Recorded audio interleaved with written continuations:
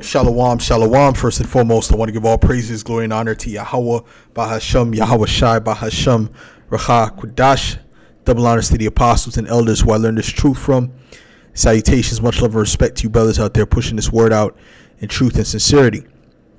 And this lesson is going to be on the economy, the recession, the Great Depression, so on and so forth.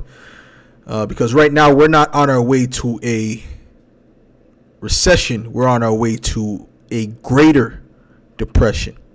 Okay, when I say a greater depression, I'm speaking about a greater depression than there was back in the day in the 1920s, late 1920, like what you see on the screen. Okay, and I'm going to play this video to show you some of the things that were happening during this Great Depression. And we're going to go into the scriptures. Okay, some of these things might even be surprising to you.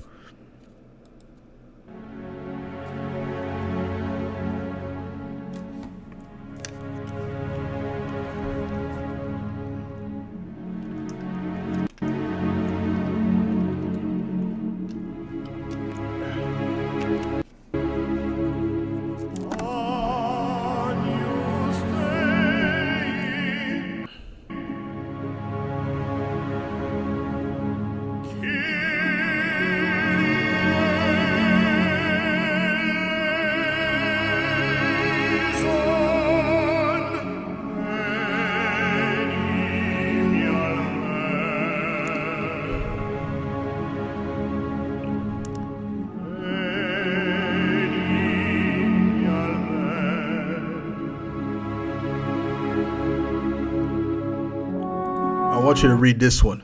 4 children for sale, inquire within. So they were selling their children during the time of the Great Depression, man. Okay. So that's how bad it got in America. So how much worse is it going to be in this new Great Depression that's getting ready to come? It's going to be a lot worse. It's going to be a lot worse.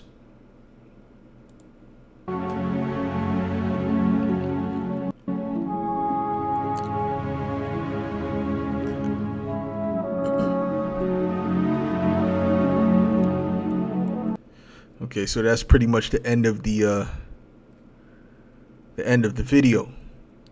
As you can see, it says fight or starve, because as Gerald Celente said, when people have nothing left to lose, they lose it. Okay, so they're gonna have a choice to fight or starve. All right, so this was in March 1930. Okay, March 1930. So we're going to go into the scriptures, okay, and we're going to deal with the economy and what's that all about pertaining to the scriptures, because there is Bible verses dealing with the economy. Now I'm going to start with Luke 16 in the first verse.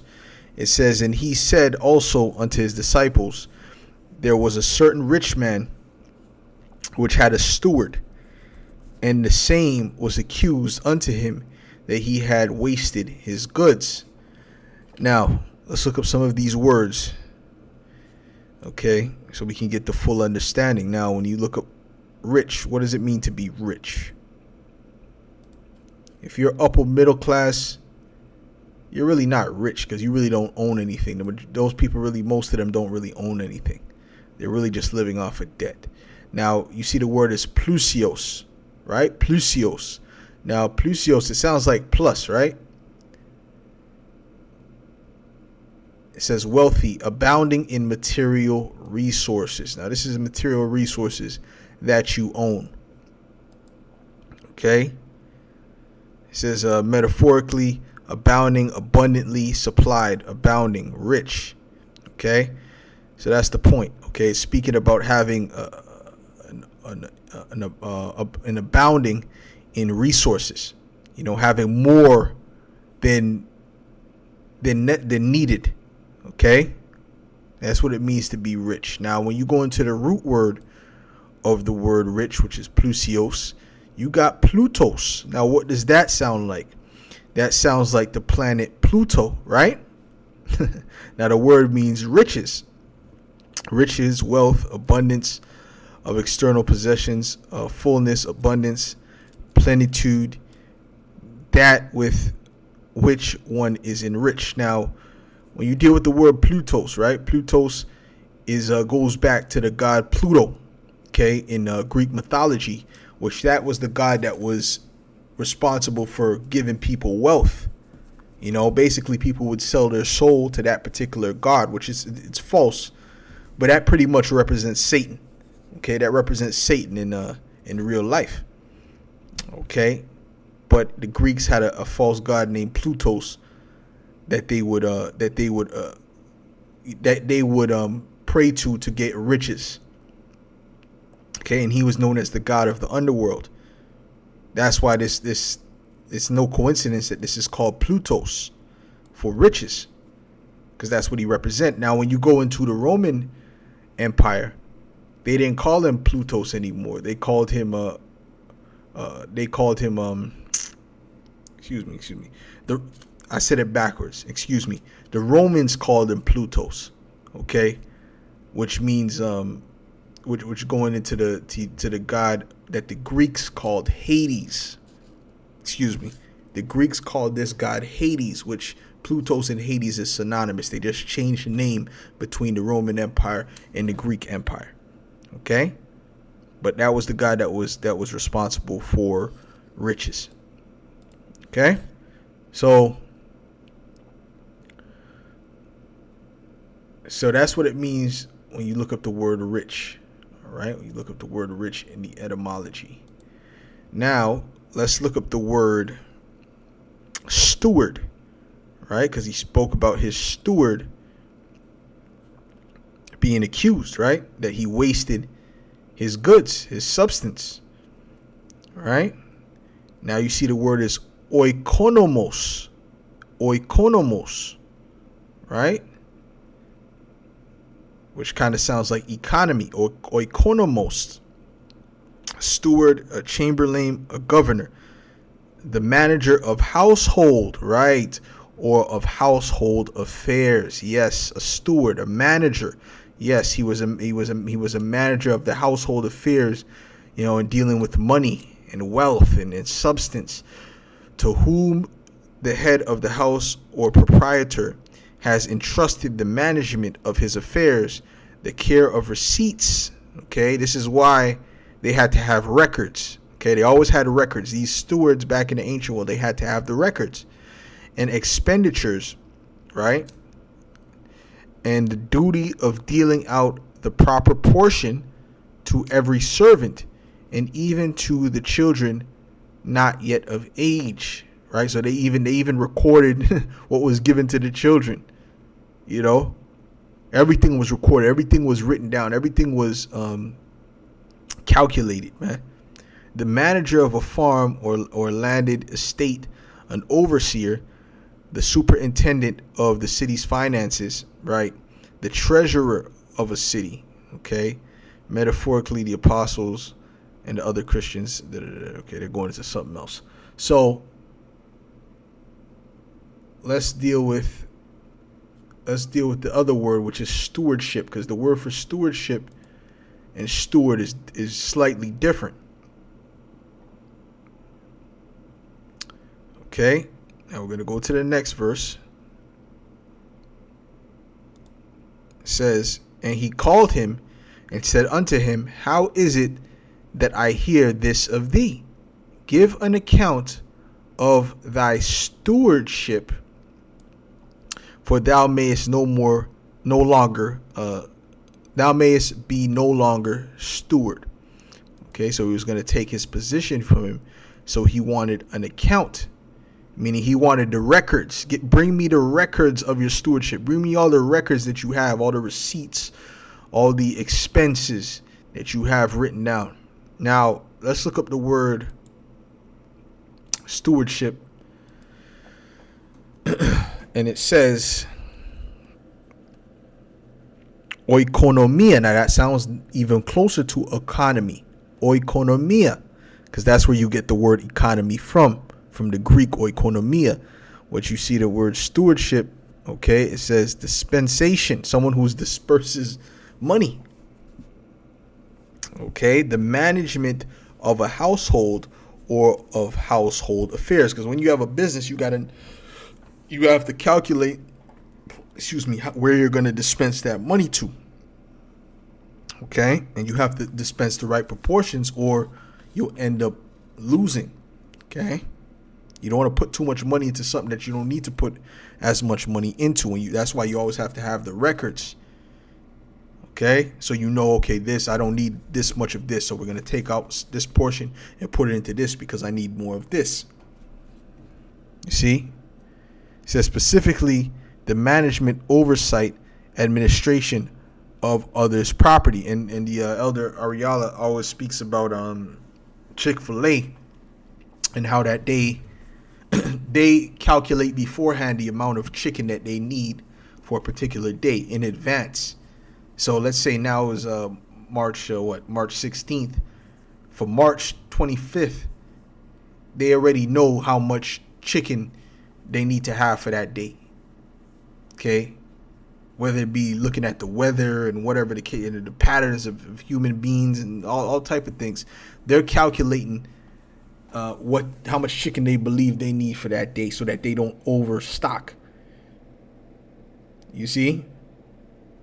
Because the chicken becomes stale and they want to keep their chicken fresh. That's their motto, right? So this is how the stewardship works, or management of the house works. Okay, calculations and records and things of that nature. The office of a manager or overseer, stewardship, administration, dispensation. Okay, so let's continue and read. Okay, matter of fact, I'm going to read it again from the top. All right, it says, and he said also unto his disciples, there was a certain rich man which had a steward, and the same was accused unto him that he had wasted his goods. And he called him and said unto him, how is it that I hear this of thee? Give an account of thy stewardship. Give me the records, okay? For thou mayest be no longer steward. Then the steward said within himself, what shall I do? For my Lord taketh away from me the stewardship. I cannot dig to beg. I am ashamed. Because he's not used to that, working like that. Okay?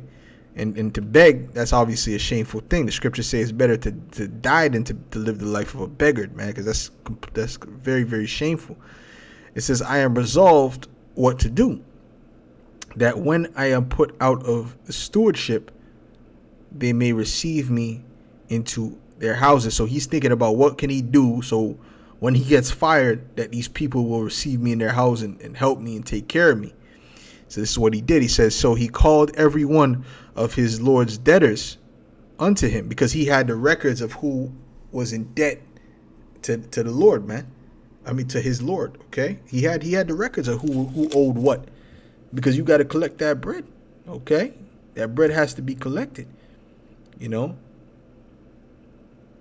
says, and said unto the first, how much owest thou unto my Lord? And he said, 100 measures of oil. And he said unto him, take thy bill and sit down quickly and write 50. Then said he to another, and how much owest thou? And he said, 100 measures of wheat. And there's no way for him to remember all these people. Let's say if he got thousands and thousands of people, he don't necessarily remember everything that everyone owes. That's why there has to be a record of these things. Okay. And he said unto him, take thy bill and write 80. And the Lord commended the unjust steward, because what was he doing? He was making them write.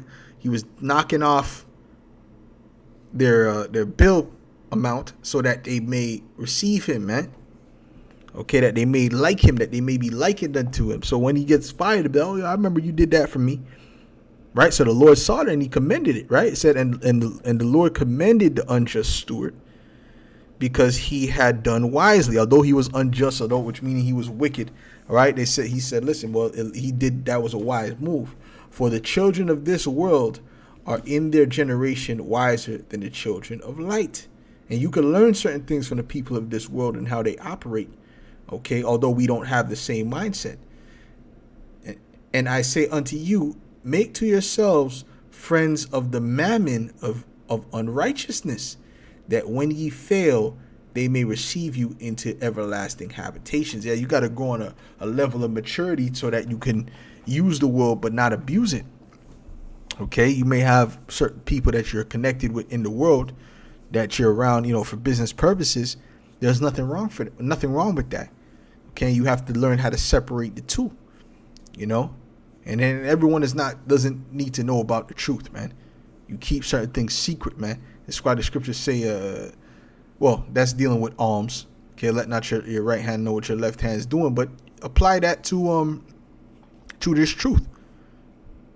Everyone doesn't have to know what you're doing on the right hand side. You see what I'm saying? It says, he that is faithful in that which is least is faithful also in much. And he that is unjust in the least is unjust also in much. If therefore ye have not been faithful in the unrighteous mammon, okay, meaning the money of this world, the riches of this world, it says, who will commit to your trust the true riches, which is what? This wisdom, knowledge, and understanding. And if ye have not been faithful in that which is another man's, who shall give you that which is your own? Okay, no servant can serve two masters, for either he will hate the one and love the other, or else he will love the one and despise the other. Ye cannot serve the Most High and mammon. So, like I said, we need money to get. The scriptures say that money is a defense. Okay, money is a defense, but wisdom. Let's get that real quick. Okay, let's get that real quick.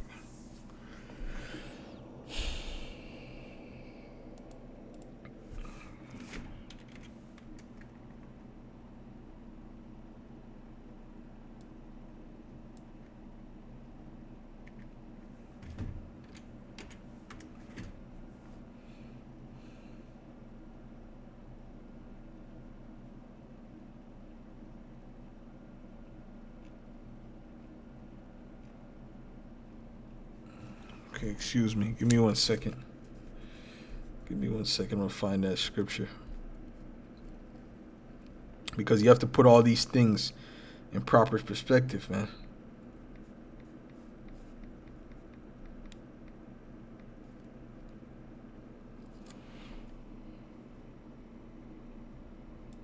Okay, it's Ecclesiastes 7 and verse 12. And it reads,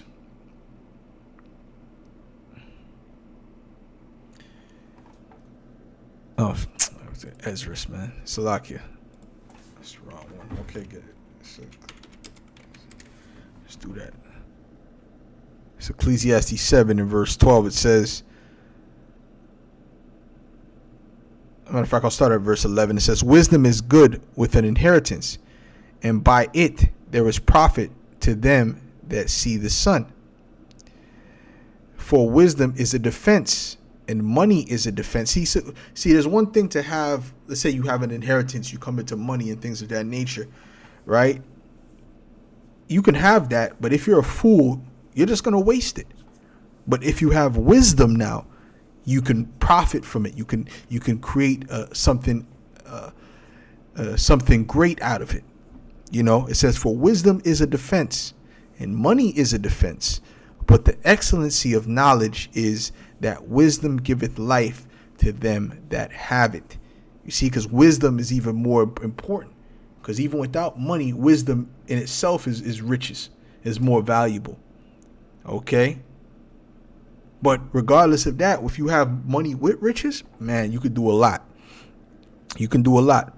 Okay? Because at the end of the day, Esau has these riches, but he doesn't know how he doesn't have the wisdom to correctly manage these riches. So what does he do? He destroys, he sets up unrighteous decrees and false balances, man. Let's get Proverbs 11. This is Proverbs 11 and verse 1. It says, a false balance is an abomination to the Lord, but a just weight is his delight. Now, what's an example of a false balance is this money system. Okay, you got a money system that's not backed by anything. So you're buying things that are actually have how do you say that value, eccentric value, or whatever the case may be, and what you're using to buy it doesn't have any value to it. The only value it has is that people believe that it's worth something. You understand? So you're giving someone something that's worthless for, let's say, gold, or let's say land, or cattle, or a car, which is actually worth something because you can utilize it, right? It's useful to you, right? But you're giving them something that's really not useful. See, that's a false balance that Esau has created because he's taken away the gold standard. Because he's a fool. He doesn't know any better. And that's why this system is going to crash inevitably, because it's based upon debt. Let's get Habakkuk, the 2nd chapter. It's inevitable that this, and there's no repairing it. You know, we would have healed Babylon, but she is not healed. There's no repairing Babylon the Great. This is Habakkuk 2:6. It says, "Shall not all these take up a parable against him, and a taunting proverb against him, and say, woe to him that increaseth that which is not his?" And this is what Esau does. He robs, he steals, okay? He sucks out the natural resources from these other countries. But also he robs you just with his banking system alone. When you put money in there, or when they give you a loan, right? They're not giving you a loan of actual, tangible, even paper money. They're giving you just numbers on a screen, and they're creating it out of thin air. So when you have to pay them back, you have to pay them back with interest. So they're increasing that which is not theirs, man. That's fraud right there. Okay? It says, woe to him that increaseth that which is not his. How long? And to him that ladeth himself with thick clay. Now let's deal with the thick clay. That word for clay in the Hebrew is ibat-yat. Ibat-yat. Okay? Now when you look at the word ibat-yat, all right, it's weight of pledges, heavy debts. That's what it represents. It represents heavy debts. Okay? So that's what it is. And this system is a debt-based system. These paper notes all have debt behind them. Because what do? They print it out of thin air. And the central bank buys bonds, right, which are nothing more than promissory notes from these countries that they will pay back the loan of whatever amount that they need. And they always need money because it's a debt-based system. So they always need money, man. They always need to run back for money. All right? Furthermore, there's not enough money. Another reason is because there's not enough money to even pay back the interest on the debts. It's impossible. There's not even enough money in circulation to pay back the interest on the debts. So you can see how that's not going to work. So what I want to do is I just want to speak about a few things dealing with the not the Great Depression, but the recession. Okay, there's a few things I have written down here. You know what I'm saying? Now, dealing with the Great Recession. Okay, the Great Recession was triggered by debt, right? And the debt was even it reached up to 370%. Okay, the GDP. Okay, now what's the GDP? That's how much tangible assets that country has. Well, let's look up the word GDP. Okay, gross domestic production, something like that, I believe. GDP meaning. Let's look that up just to verify. Okay. Oh, and that's another thing that did I look that up? Did I show you brothers that the meaning of economy? Oikos meaning house, and nimin meaning manage. So oikonomia means household management. All right, and we saw that was the word for stewardship. Okay. So, anyways, you see gross, and what does Esau do? He's managing really the world right now, and he's doing a terrible, terrible job, man. Oh, that's why the scriptures speak about the keepers of the house. Hold on, man. Hold on, man. Hold on, man.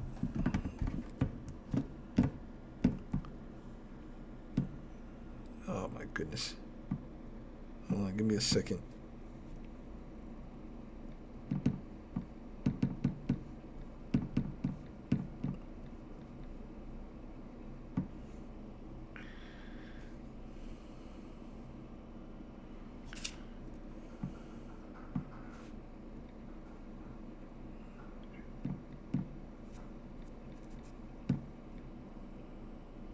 Yeah, Ecclesiastes 12. Yep.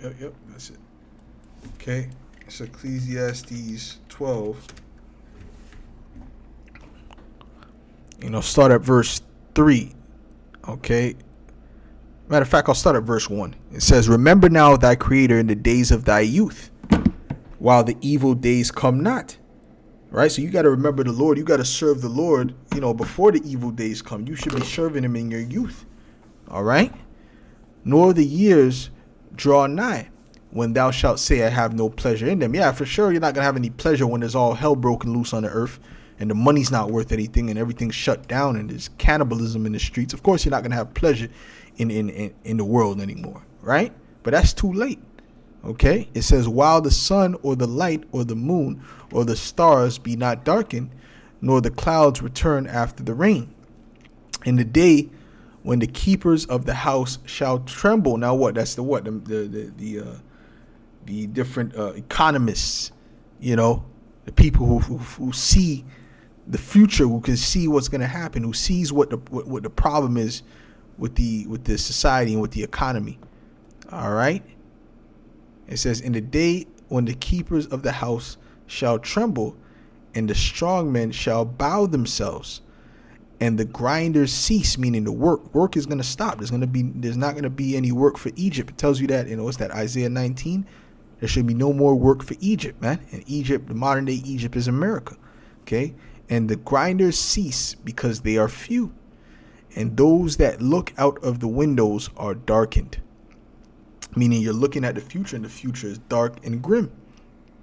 That's what's getting ready to come, man. Okay?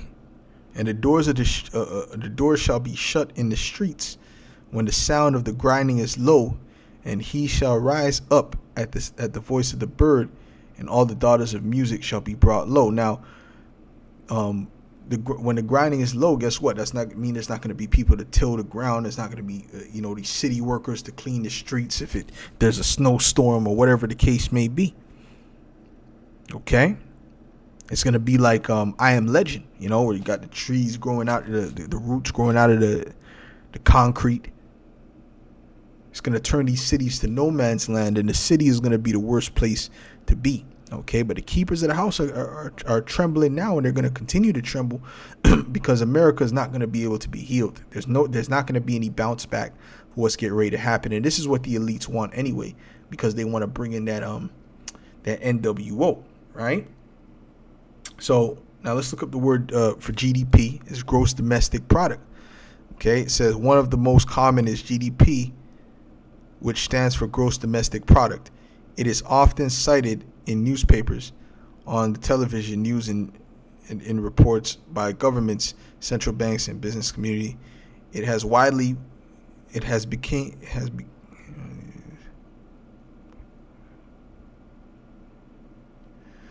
Okay, I'm looking for the exact meaning. So,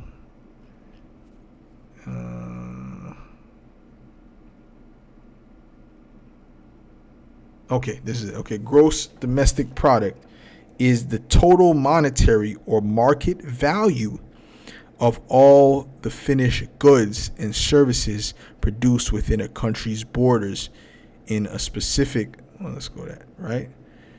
Let's do that again. Okay, let's read this again. It says gross domestic product is the total monetary or market value. Computer's bugging out. Give me a second. Computer's bugging out. Okay.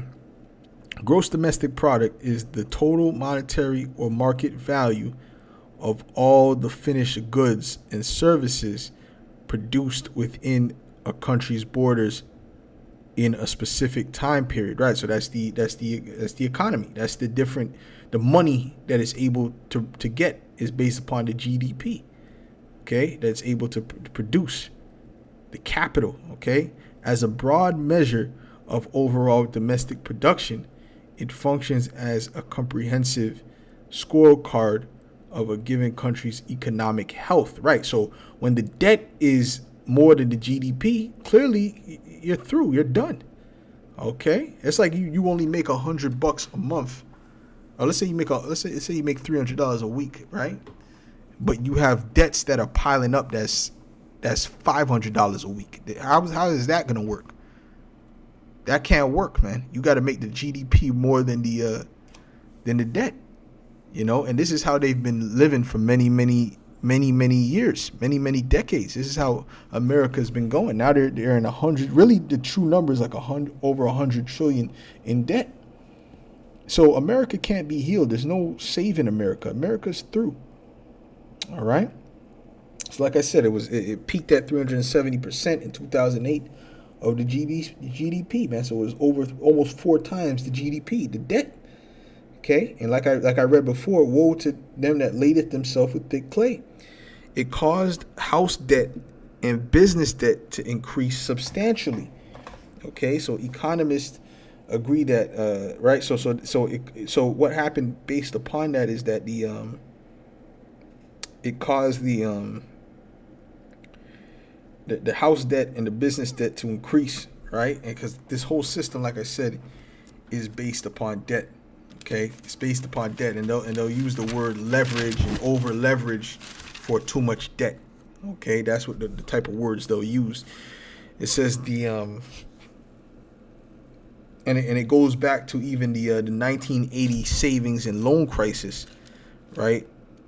Back then, right? So 1980s, that triggered that savings and loan crisis. That triggered some problems. That triggered some problems, man, because dealing with the mortgages and things of that nature, it created a domino effect. In other words, matter of fact, let's see if we can look that up real quick. 1980 savings and loan crisis. Let's look that up.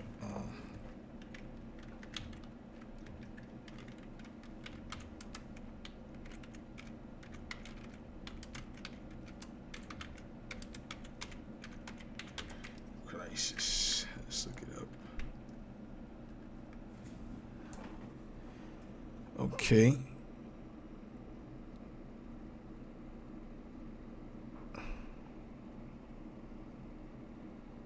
Let's do this real quick.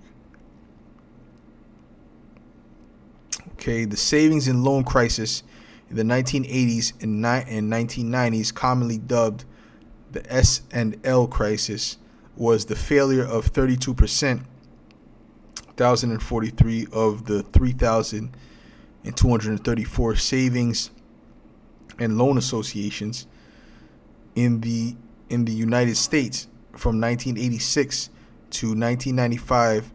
An S&L or thrift is a financial institution that accepts savings, deposits, and makes mortgage, car, and other personal loans to individual members, right? So, this is all dealing with loans. It's all dealing with debt, right? It says a cooperative venture known in the United Kingdom as a building society. The Federal Savings and Loan Insurance Corporation, FSLIC, closed or otherwise resolved 296 institutions from 1986 to 1989. Whereupon the newly established Resolution Trust Corporation took up these responsibilities. The RTC closed or otherwise resolved 747 institutions from 1989 to 1995, with an estimated book value of between 402 and 407 billion. So, dealing with this particular crisis, what happened was, there were regional banks. They used to hold mortgages for like 30 years, but people wanted more from their money. All right. And maybe I should do that in a separate lesson, right? They wanted more from their money, but they like basically, when you have money in savings, you get interest on it. So the bank wasn't able to pay what these people wanted for the interest, for their interest of having their money with that bank. So because that's how the bank makes money. They made money off of the mortgage, and they still make money off of the difference between the mortgage and the interest rate on the savings. Okay. So anyways, not even going to get into that right now, because I even need to do more studying on that myself, because there's a lot of confusion with this system. But the point is that these things happen based upon debt. It was all about debt. It all goes back to the debt that this system is accumulating. Okay. So Salakia for that. Okay. Let's get back to the scriptures. Let's get Proverbs. Let's get Proverbs 22. Okay, let's get Proverbs 22.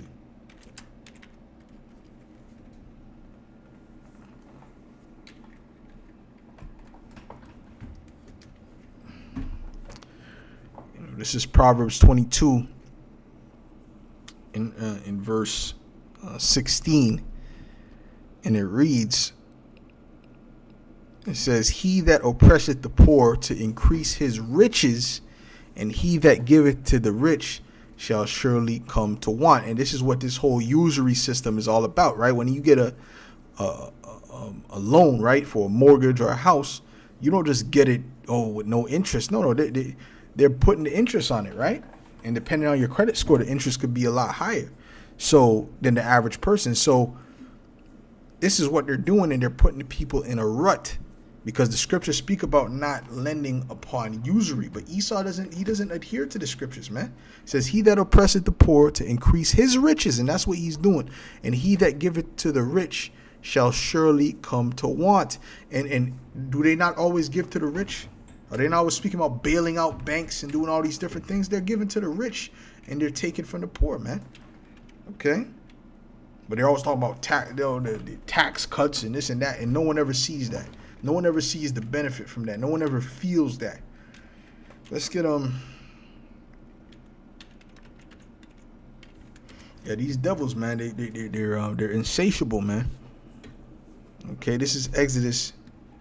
This is Exodus 22 and 25, man. It says, "If thou lend money to any of my people that is poor by thee, thou shalt not be to him as an usurer, neither shalt thou lay upon him usury." What is usury? Let's look up what is usury, man. Yeah, he ain't supposed to use you. Like one guy that came to the camp said, "Hey, he ain't supposed to be using you." These people are funny, man. These scoffers are hilarious. Okay, the word for usury is nashak. Okay, nashak, which says interest. This is what it is. It's interest. Okay, so you're not supposed to lend to the poor based upon interest. And what does Esau do? He's a predatory lender.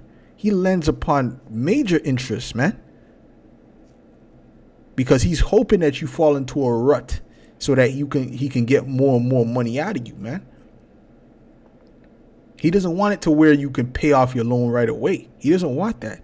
Matter of fact, there's reports that say that actually messes up your credit score when you do that, when you pay things right away, because the credit bureaus, they don't like that. That's a waste of their time. They want you to be in a or the credit card companies, these different people that give loans and things like that. They don't like that because it's a waste of their time. They need somebody who's going to take time to pay it so that they can build up interest. They need that. They want that. All right. So this society is full of confusion, man. Full of confusion. Okay. I was going to go into Genesis, the 41st chapter, dealing with Joseph, because he saved Egypt, based upon wisdom, and that was he was being he was managing that house, man. Matter of fact, I should go into that, man. I should go into that real quick, man. Before I was gonna close up, but you know what? I'm gonna go into that real quick still because that's a good thing to go into, and we'll just read it real quick. This is Genesis 41 and 33. It says, because he went into the dream about how there's gonna be 7 years of plenty and 7 years of famine, right? So this is what Joseph said to do through the spirit and power of Yahweh Ba'ashem Yahweh Shai. He said, now therefore let Pharaoh look out a man discreet and wise, and set him over the land of Egypt. Now let's look at the word discreet.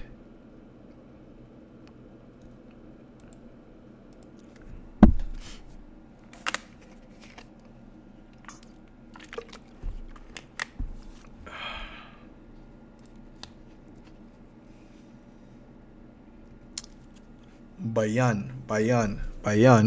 Okay, understanding. Okay, prudent, perceive, regard, discern, instruct.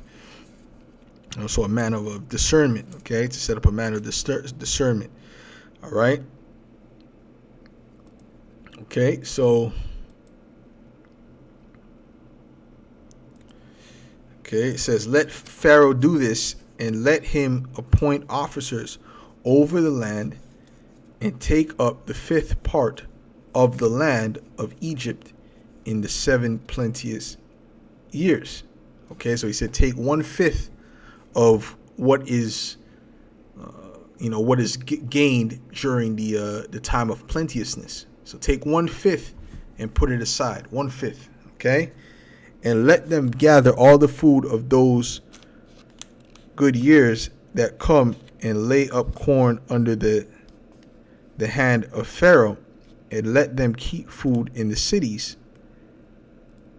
and that food shall be for store to the land against the 7 years of famine, which shall be in the land of Egypt, that the land perish not through the famine. Right, so you have to keep a certain amount stored away, in the city, right? Because a lot of times people would export food and goods and things of that nature, but he said, no, make sure you keep a good amount in the city to sustain the people during the 7 years of famine.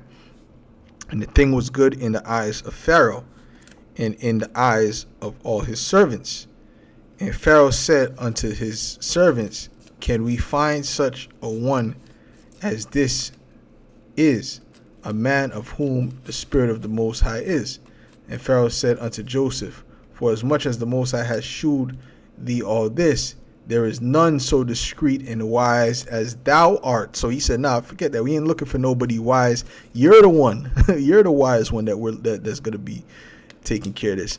Thou shalt be over my house. Right? Meaning what? He was a steward over the Pharaoh's over Egypt. Okay. Which would be the Pharaoh's house. Okay. He was a steward over it. He was a